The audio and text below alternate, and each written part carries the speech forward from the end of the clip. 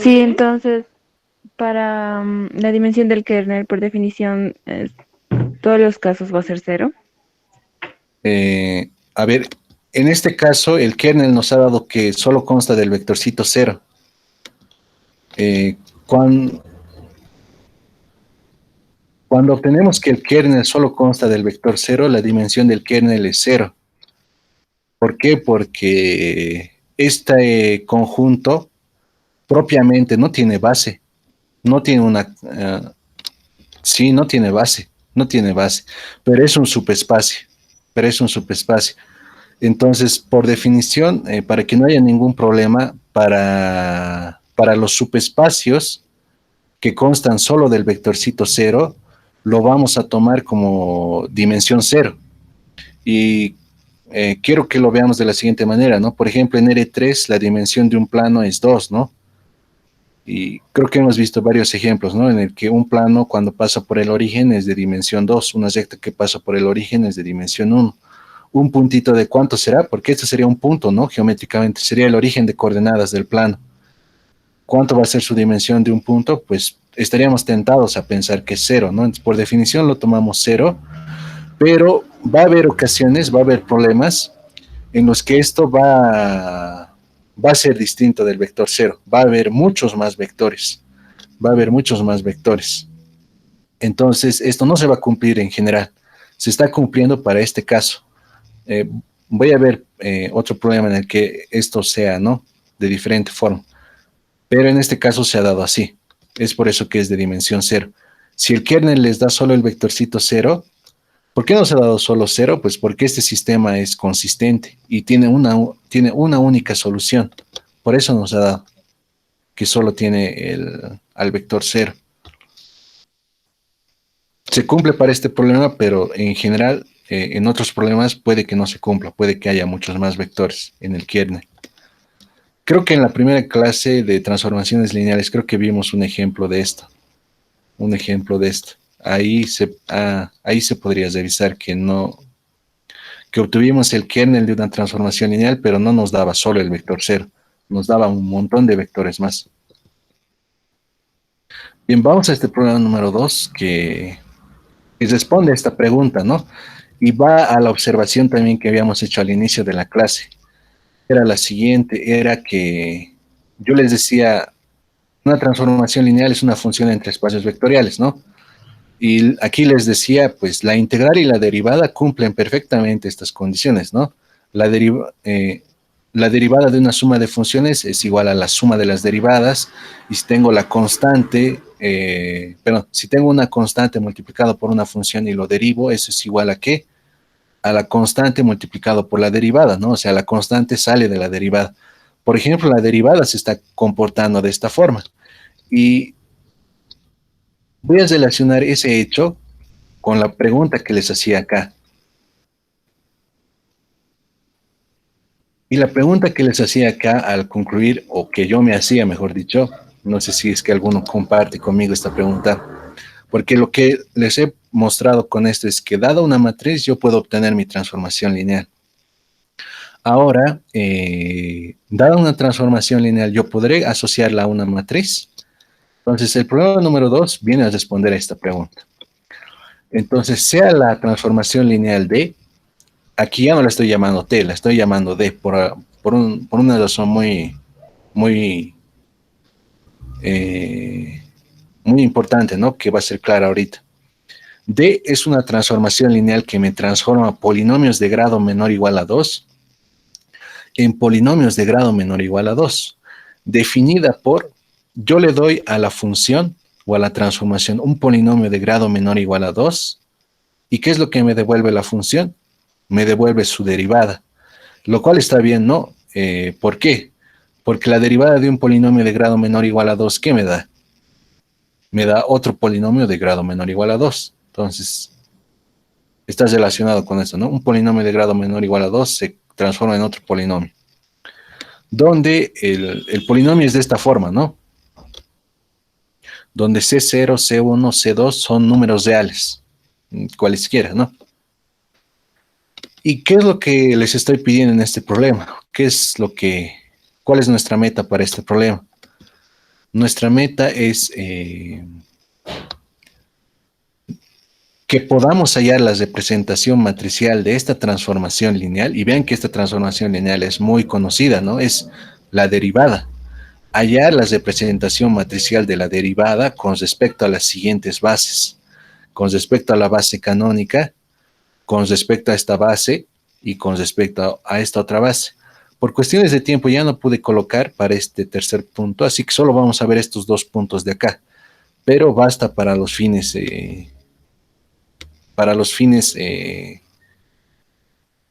o mejor dicho, para lo que quiero explicarles al final, ¿no? Al concluir este problema.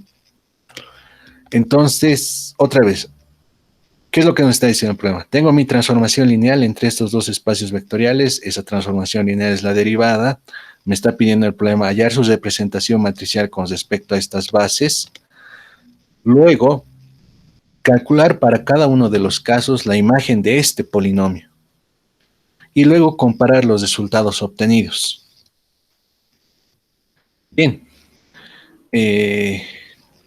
¿cómo empezamos? A ver, ¿qué es lo que nos está diciendo acá?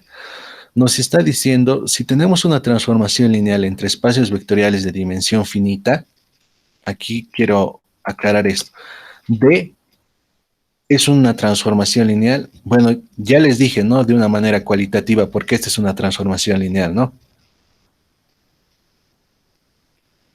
D es una transformación lineal entre espacios vectoriales de dimensión finita. ¿Eso qué quiere decir? Que esto de aquí es de dimensión finita y esto de aquí es de dimensión finita, lo cual está bien, ¿no? Esto de aquí es de dimensión 3 y esto de aquí es de dimensión 3. Por si acaso existen, ¿no? Espacios vectoriales de dimensión infinita, pero para este curso no nos interesa, solo los de dimensión finita. Podemos obtener, a ver, si tenemos una transformación lineal entre espacios vectoriales de dimensión finita, esta es la condición importante. La transformación tiene que ser entre espacios vectoriales de dimensión finita.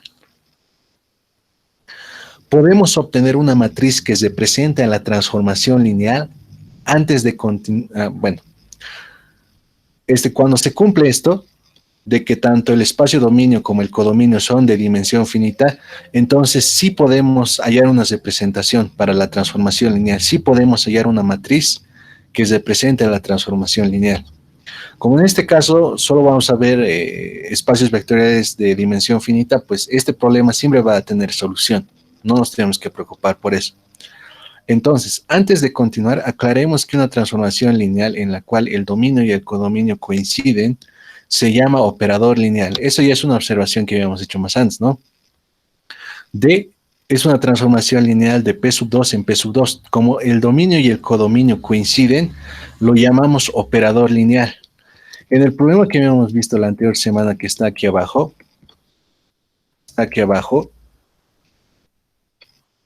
vean que teníamos una transformación lineal de los polinomios de grado menor o igual a 2 a las matrices 2 por 2. Esto de aquí no es un operador lineal. No es un operador lineal. ¿Por qué? Porque el espacio dominio y el espacio codominio pues no son iguales, ¿no? Esto no es un operador, pero sí es una transformación lineal. Cuando una transformación lineal la llamamos operador lineal, pues la llamamos cuando el codominio y el dominio son iguales. Y esa es la observación que estamos haciendo ahí. Entonces esto de aquí es un operador lineal. Entonces vean que esto está muy bonito, ¿no? La derivada es un operador lineal. Una forma más elegante para poderse referir a la derivada, ¿no? Y cuando uno está diciendo esto sobre la derivada, ¿qué es lo que está diciendo en el fondo? Está diciendo que cumple la aditividad y la homogeneidad. Muy bien. Entonces, tenemos esta transformación, ¿no? Para hallar la representación matricial, aquí ya estamos empezando el procedimiento para poder hallar la representación matricial. Para hallar la representación matricial tenemos que tomar una base para P sub 2, tengo que tomar una base para P sub 2. En este caso estoy haciendo para el primer punto.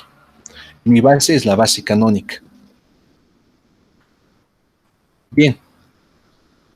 Entonces, tengo que tomar una base en este caso estoy tomando la base canónica y tengo que hallar las imágenes de los elementos de la base. Lo que habíamos visto en el problema número 1, habíamos dicho que una transformación lineal está totalmente determinada por las imágenes de la base.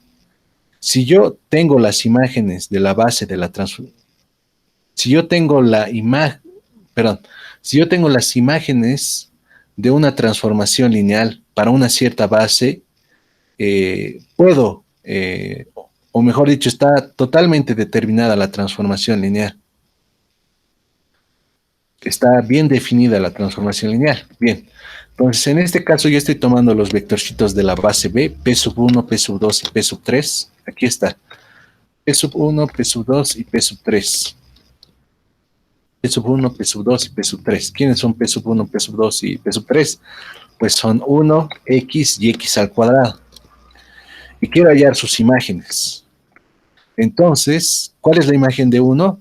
Pues es su derivada, ¿no? La derivada de 1 con respecto de X, pues es 0. La derivada de una constante es 0. La derivada de X con respecto de X, ¿qué es? Pues es 1, ¿no? La derivada de X cuadrado con respecto de X, pues es 2X. Entonces, ya he hallado las imágenes de la base. Y vean que aquí hay un contraste bien bonito. En el problema anterior que habíamos hecho, ¿cómo obteníamos las imágenes? Por multiplicación, ¿no? Multiplicábamos un vector columna por una matriz. Pero en este caso, ¿cómo estoy hallando las imágenes? Estoy derivando, ¿no? Entonces, pareciera que no hay una relación entre ambas, ¿no? Pero vamos a ver que efectivamente hay una relación. Luego, ¿qué es lo que tenemos que hacer? Y aquí lo colocamos claro, ¿no? Y escribimos a estos vectores, a las imágenes de la base que hemos escogido, como combinación lineal de los vectores de la base. Entonces, en este caso, como la base es la base canónica, 1x y x al cuadrado, pues está bien fácil, ¿no? Escribirlo. Esto de aquí es el polinomio 0. El polinomio 0, ¿cómo lo escribo? De esta forma. Al polinomio 1 lo escribo de esta forma y al polinomio 2x lo escribo de esta forma. Donde P sub 1, P sub 2 y P sub 3 pues son 1x y x al cuadrado. Si ustedes reemplazan eso aquí, pues va a ser claro, ¿no? Estoy escribiendo bien, ¿no? Que la igualdad se cumple. Ahora, lo que habíamos dicho en la anterior clase, tal vez de una forma un poco apresurada, es que cuando yo tengo en un espacio vectorial una base, puedo escribir a cualquier vectorcito como una combinación lineal de los vectores de la base. Entonces, en este caso, por ejemplo, el vector 2x yo lo he escrito como combinación lineal de la base. Y lo que hemos dicho en la anterior clase es que estos escalares, esto que está entre paréntesis, son las coordenadas de este vector con respecto a esa base. Y eso es lo que estamos haciendo aquí.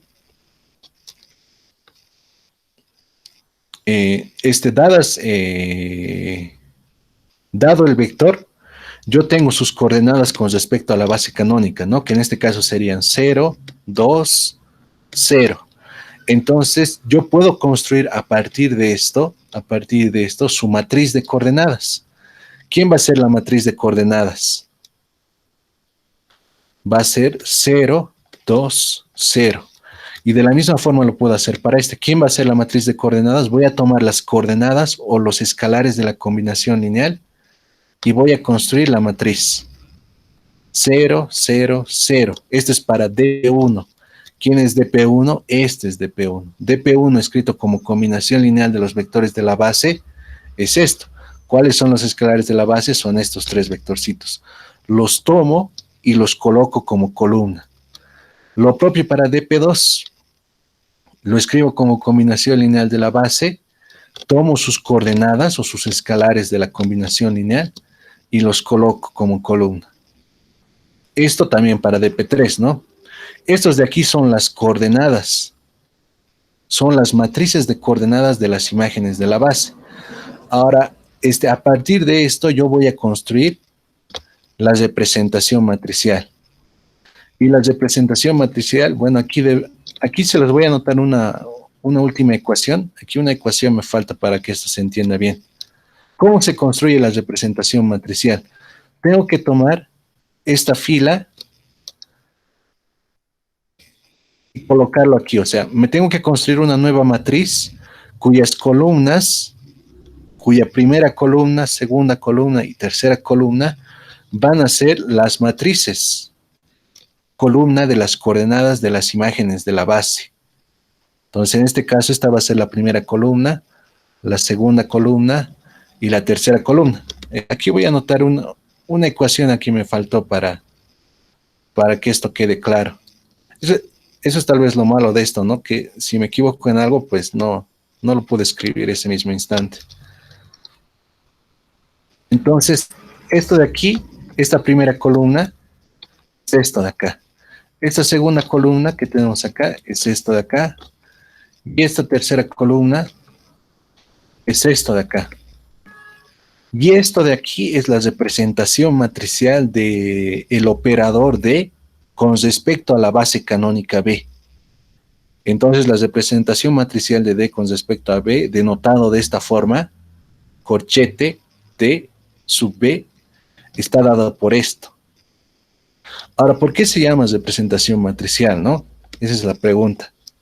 ¿Por, por qué, ¿Por qué le llamaremos representación matricial?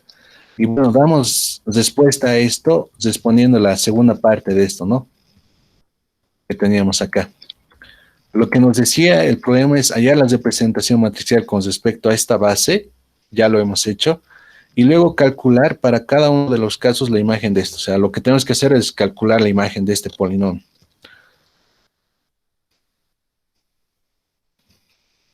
Eso de aquí es la representación matricial. Les vuelvo a repetir, aquí me falta una pequeña ecuación. Eso lo van a revisar y con eso me imagino que se va a entender un poco mejor. Pero, a ver, ¿cómo se obtiene la representación matricial en síntesis? Tomo una base, obtengo las imágenes de la base, obtengo sus matrices de coordenadas, y a partir de estas matrices de coordenadas obtengo o construyo una matriz cuyas columnas son estas matrices de coordenadas. Primera columna, segunda columna, tercera columna. Primera columna, segunda columna y tercera columna. Muy bien. Ahora vamos allá a la imagen de este polinomio. Para esto, ¿qué tenemos que hacer? Tengo mi polinomio, ¿cómo yo lo puedo escribir? Como combinación lineal de los vectores de la base, de esta forma, ¿no? 3 por P1 más 5 veces P sub 2 más 7 veces P sub 3. Donde este P sub 1 es 1, este P sub 2 es X, este P sub 3 es X cuadrado. Entonces, ¿qué es la matriz de coordenadas? Pues la matriz de coordenadas es la matriz que yo obtengo de colocar, ¿no? Como un arreglo rectangular en una columna, las coordenadas o los escalares de la combinación lineal de B de X con respecto a esta base. En este caso, ¿quiénes son esas coordenadas o escalares? Son 3, 5 y 7. Entonces anoto 3, 5 y 7. Bien, ahora, ¿cuál es la relación entre el operador D y su representación matricial? La relación viene dada por esta ecuación que tenemos aquí. Si yo multiplico por izquierda al operador, o mejor dicho, a la representación matricial de D por la matriz de coordenadas de B, de algún vectorcito B, ¿qué voy a obtener? Voy a obtener la matriz de coordenadas de la imagen.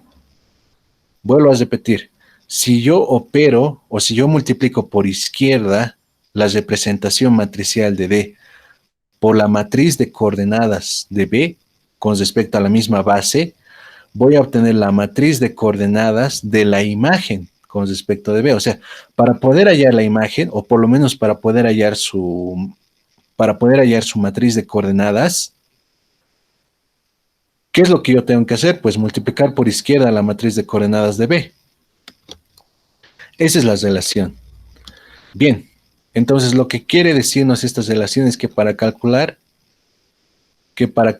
la imagen, aquí hay un pequeño error, para poder calcular la imagen D de B bajo D, tenemos dos operaciones, o mejor dicho, perdón, lo leí mal.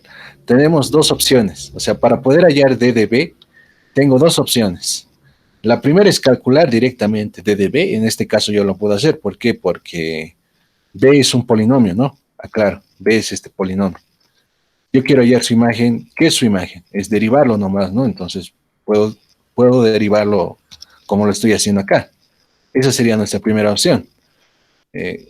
Tomo mi polinomio, le aplico el operador y el operador es derivar con respecto de x y me va a quedar 5 más 14x y listo, ¿no? Esa es la primera opción que tenemos. Ahora vean que la imagen de b es otro polinomio de grado menor o igual a 2. En este caso es un polinomio de grado 1. Vean que lo puedo escribir como combinación lineal de los vectores de la base.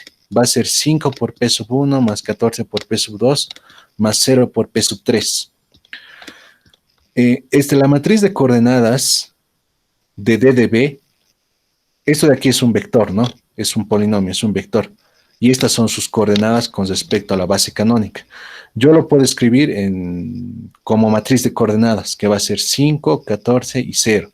Estas son las matrices de coordenadas. No es necesario hacer tanto alboroto. Yo lo estoy haciendo aquí porque quiero que se me entienda, ¿no? ¿Qué es lo que estamos haciendo? Porque yo tranquilamente podría decirles, vean este polinomio, pues tomamos sus coeficientes, ¿no? Y lo colocamos acá y listo.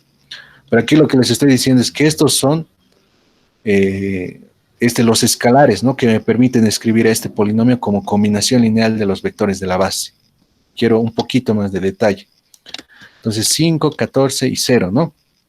Esta es la matriz de coordenadas. Ven que aquí cómo he procedido. He tomado mi polinomio, lo he derivado, he obtenido esto, luego lo he escrito como una combinación lineal de vectores de la base y luego he obtenido mi matriz de coordenadas y listo, ¿no? Bueno, hasta aquí ya estábamos servidos, ¿no? Volvamos acá. ¿Qué es lo que les intentaba de decir acá? Tengo dos opciones para calcular esto. La primera es esta. ¿Cuál es la segunda? La segunda es utilizar esta relación que tenemos acá. Esa relación. La segunda opción para hallar D de B es calcular la matriz de coordenadas de B, que ya lo hemos hecho, hemos hallado ya la matriz de coordenadas de B. La matriz de coordenadas para este B es 3, 5, 7. Ya lo tenemos, ¿no? Es calcular la matriz de coordenadas de B con respecto a la base B, o sea, la base canónica en este caso. Luego, utilizar la representación matricial de la transformación, o sea, usar nuestro corchete D, este corchete, de acá, ¿no? Usar nuestra representación matricial, que es esta de acá, y utilizar esta relación, la relación asterisco. Aplicando la ecuación asterisco para hallar la matriz de coordenadas de la imagen de B. Vuelvo a repetir. La segunda opción para hallar D de B es calcular la matriz de coordenadas de B, ya lo hemos hecho. Luego utilizar la representación matricial de la transformación lineal, que ya la hemos hallado, aplicando la ecuación que tenemos en la parte superior, para hallar la matriz de coordenadas de la imagen de B, es decir, hallar esto de acá. Y por último, reconstruimos D de B a partir de su matriz de coordenadas. En concreto, aquí estamos siendo más concretos. Esta es la matriz de coordenadas de nuestro B, que es el polinomio 3 más 5x más 7x cuadrado, ¿no? Esto de aquí es nuestra representación matricial y esto de aquí es la relación asterisco. ¿Cómo yo puedo hallar la matriz de coordenadas de la imagen de B? Multiplicando la matriz de coordenadas por la representación matricial. Hagamos eso. Vean que esto de aquí, estoy multiplicando B por su representación, perdón, estoy multiplicando B por la representación matricial de D. La representación matricial, B con respecto a la base canónica. Y esta multiplicación, ¿qué me va a dar? A ver, vean, nos va a dar 5 y nos va a dar 14, ¿no? Y en la tercera coordenada nos va a dar 0. Esto de aquí es la matriz de coordenadas, con respecto, perdón, es la matriz de coordenadas de D de B con respecto a la base canónica. Y por último nos decía que a partir de esta matriz de coordenadas podemos reconstruir. ¿Cómo lo reconstruimos? Pues como estamos en la base B, ¿esto qué es lo que me está diciendo? Me está diciendo 5 por P sub 1 más 14 por P sub 2. Recordemos que estos son los escalares de la combinación lineal. Más 0 por P sub 3. Reemplazando, este P sub 1 es 1, este P sub 2 es X y este P sub 3 es X cuadrado, pero por 0, pues 0, ¿no? Y obtenemos D de B, que es el mismo resultado que hemos obtenido directamente, o sea, por la primera opción. Entonces, lo maravilloso de esto, ¿qué es? Es que hay dos procedimientos para obtener la imagen. O bien lo obtengo directamente o bien lo obtengo por multiplicación de matriz. Pero tengo que representar a B como matriz de coordenadas con respecto a la base B y tengo que tener la representación matricial y obtengo la imagen. Entonces, en este caso, he reducido la derivada a multiplicar por una matriz. O sea, en cierto sentido, en este contexto, mejor dicho, derivar es multiplicar por una matriz. De ahí es, digamos, donde viene lo bonito, ¿no? De esto. Y a su vez estamos también respondiendo a esta pregunta de acá, ¿no? O estamos también contrastando con lo que habíamos visto previamente. ¿Qué habíamos visto previamente? Habíamos visto que dada una matriz, yo tengo una transformación lineal asociada. Y en este caso hemos visto el caso inverso. Yo tengo una transformación lineal que no necesariamente está dada por una matriz. Esta estará, o mejor dicho, esta se podrá representar o se podrá asociar a una matriz. Y la respuesta es sí, siempre y cuando el dominio y el codominio sean espacios vectoriales de dimensión finita, como es este el caso. Y este es el procedimiento para poder hacerlo. Y no sé si es que hay alguna duda. No sé si se entiende que hemos cambiado un poco, ¿no? Las reglas del juego. O sea, en vez de derivar, pues puedo multiplicar por la representación matricial y obtengo el mismo resultado, ¿no? Bien, la segunda parte del problema, esta parte la voy a hacer mucho más rápida. Me está diciendo que halle la representación matricial con respecto a otra base. Con respecto a otra base. Con respecto a otra base. ¿Cuál es esa base? A ver. Es esta base. Con respecto a esta base que tenemos aquí, que a sus elementos yo los voy a denotar con Q sub 1, Q sub 2 y Q sub 3. Ese de aquí es Q sub 1, Q sub 2 y Q sub 3. Ya es otra base, ¿no? En el caso de la base canónica, pues la teníamos muy sencilla, ¿no? Todo. En este caso vamos a demorar un poquito más, pero lo que vamos a mencionar ahora está en directa relación con el problema que tenían que resolver para la docente. Creo que les daba una matriz y les decía encontrar la representación matricial de esta matriz, pero con respecto a otra base, ¿no? ¿Era así el problema? No me acuerdo muy bien. Era una matriz 3x3 y les daba una base.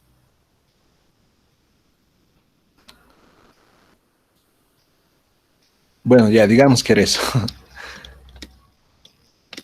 A ver, ahora, vean que aquí he dicho que la transformación lineal es esto con respecto a la base B. Pero ahora yo quiero hallarlo con respecto a la base prima.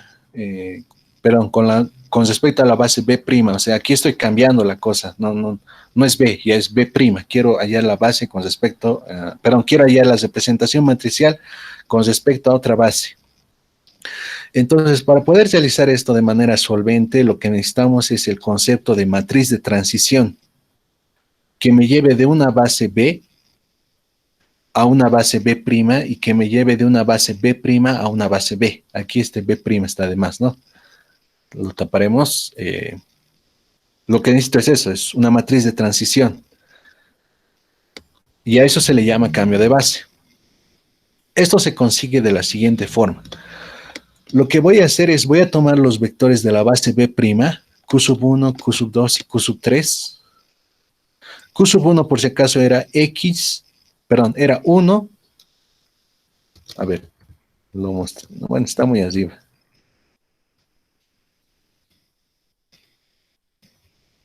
Es 1x cuadrado. Ese es Q sub 1. Q sub 2 es x más x cuadrado y Q sub 3 es x cuadrado. Perfecto. Entonces, lo que tengo que hacer ahora para poder hallar esas matrices de transición, me lleven de una base a otra, lo que tengo que hacer es escribir los vectores de la base B', Esto se consigue de la siguiente forma. Tomamos los vectores de la base B' y hallamos sus matrices de coordenadas con respecto a la base B, con respecto a la base canónica. ¿Por qué con respecto a la base canónica? Porque la base canónica es muy sencilla de manejar. Entonces, por eso que me estoy referenciando a ella. Entonces, tomo mis vectorcitos Q sub 1, Q sub 2 y Q sub 3 y los escribo como combinación lineal de los vectores de la base canónica. Y en este caso es esto de acá. De aquí recordemos que P sub 1 es 1, P sub 2 es X y P sub 3 es X al cuadrado.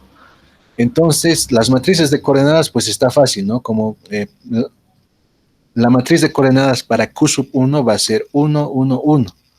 Para Q sub 2 va a ser 0, 1, 1 y para Q sub 3 va a ser 0, 0, 1. Quiero que le den mucha importancia a esto de las matrices de coordenadas, es muy importante. La matriz de coordenadas de Q sub 1 es 1, 1, 1 con respecto a la base canónica, ¿no? 0, 1, 1 y de Q sub 3 es 0, 0, 1. La matriz de transición de B' a B, o sea que me lleva de B' a B, es P y cumple la siguiente ecuación.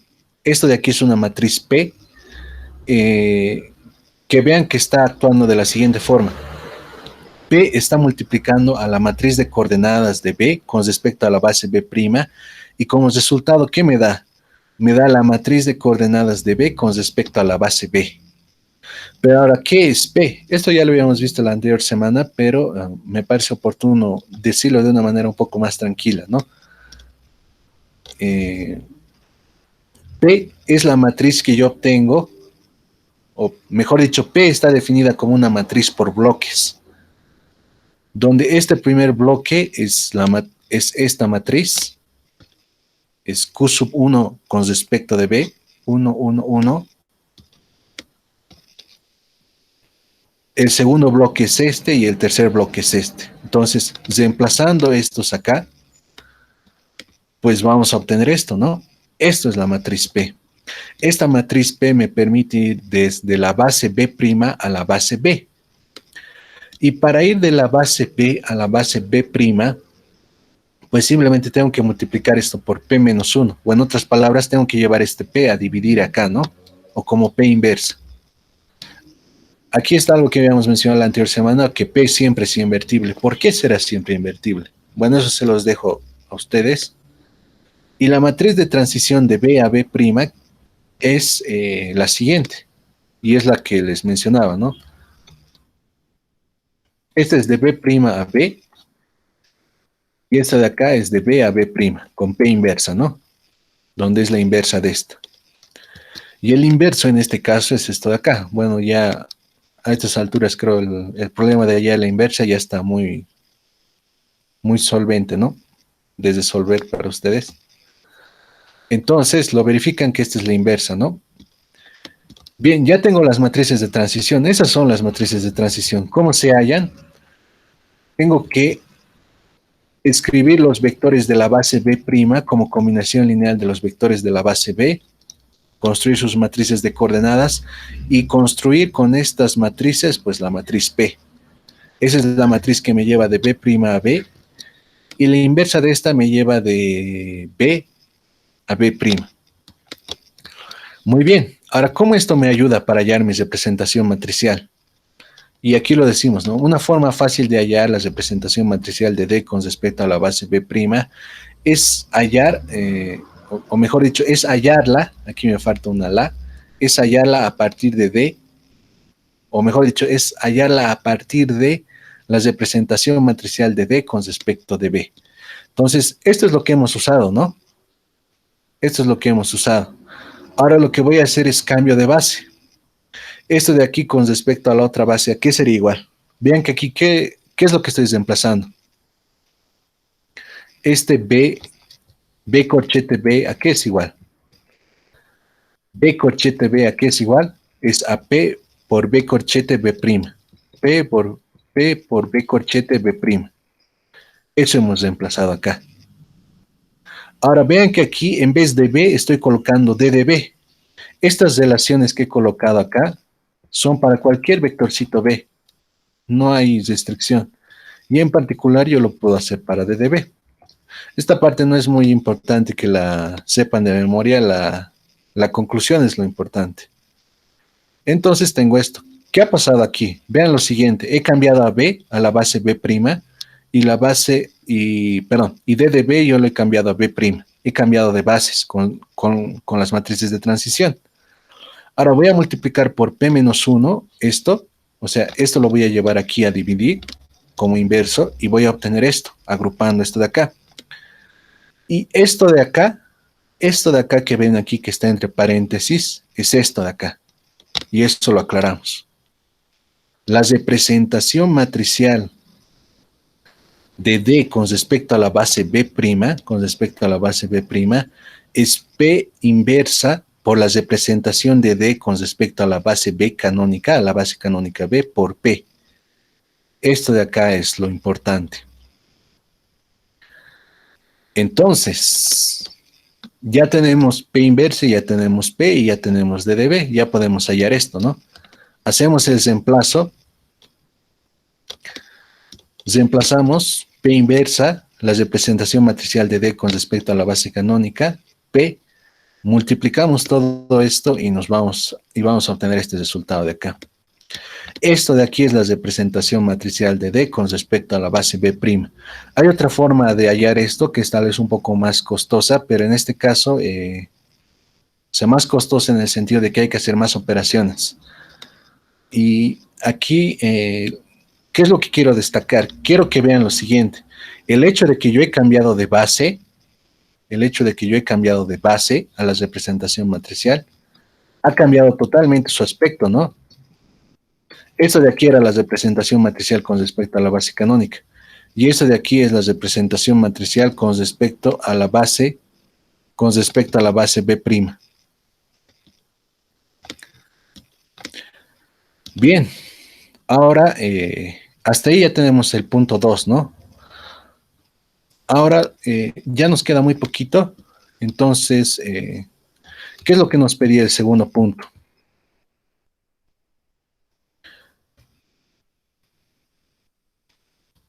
¿Qué es lo que nos pedía el segundo punto? Muy bien. El segundo punto nos pedía hallar la imagen de nos pedía hallar la imagen de este polinomio con respecto, ¿no? En cada uno de estos casos, ¿no? Entonces, lo que voy a hacer ahora es voy a hallarlo con respecto al segundo caso. Voy a hallar su imagen.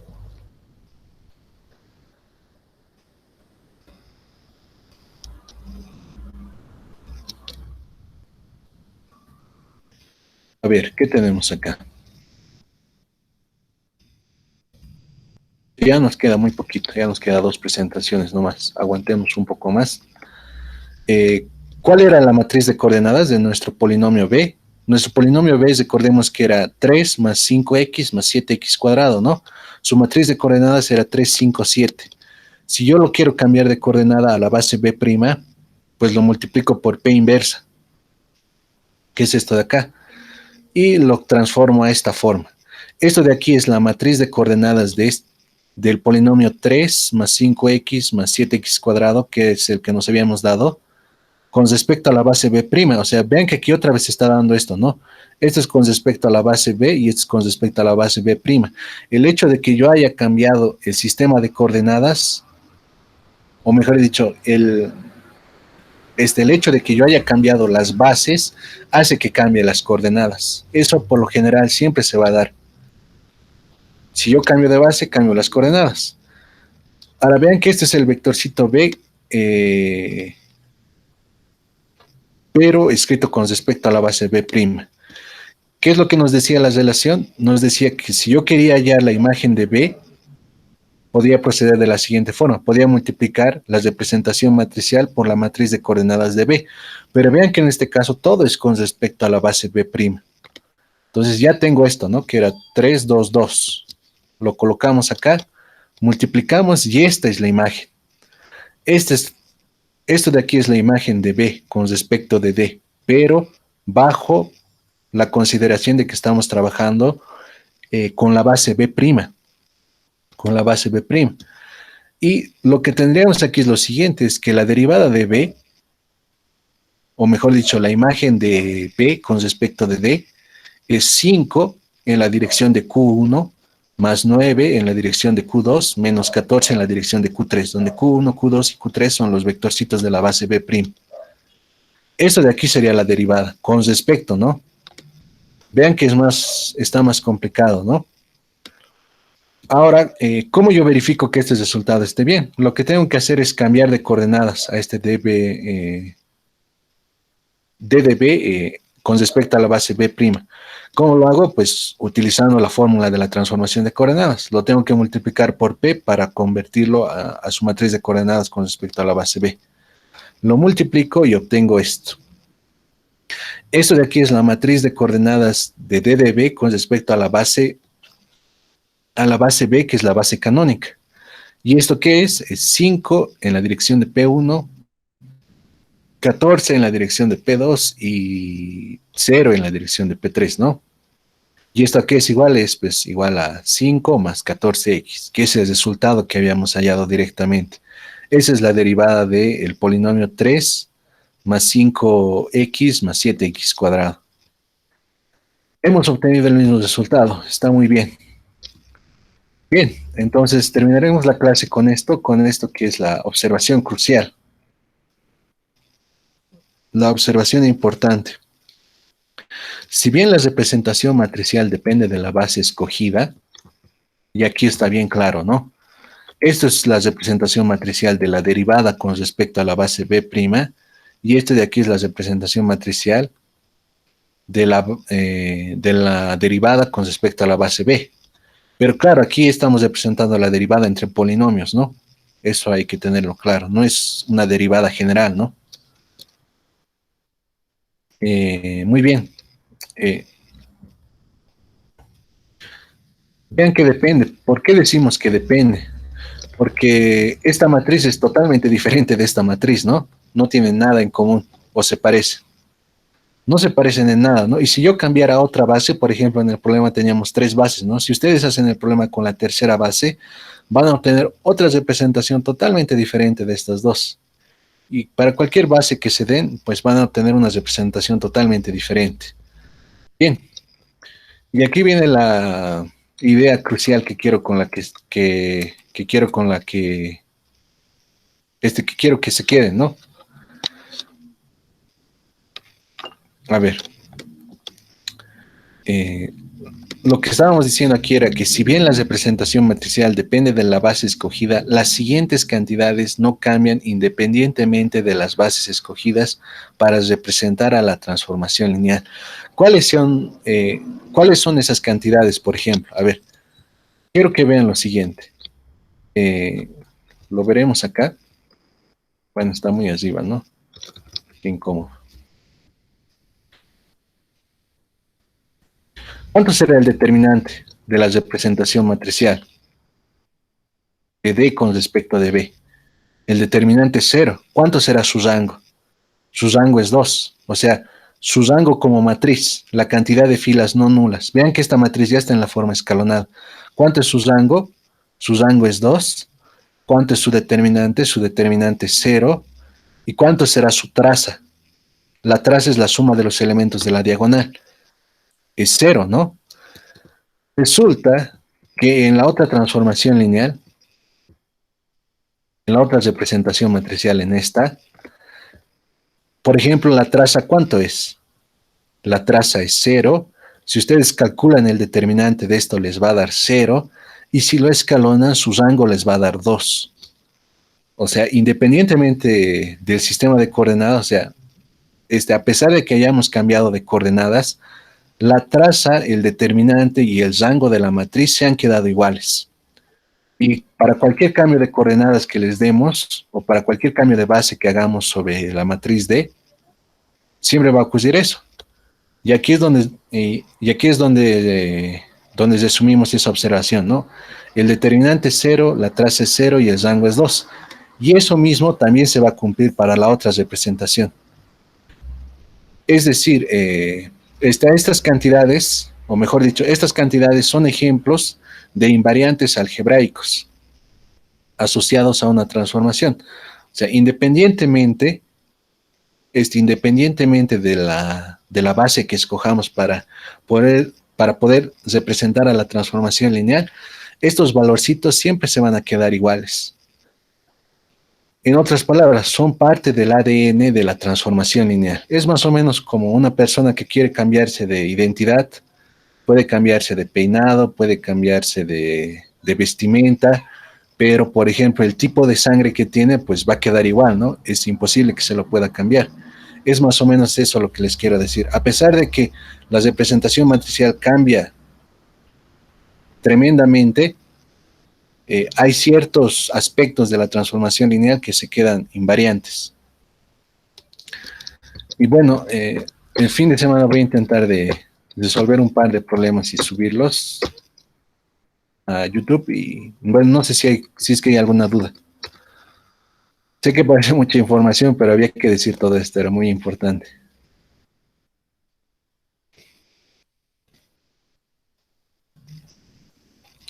Hemos sobrevivido 15.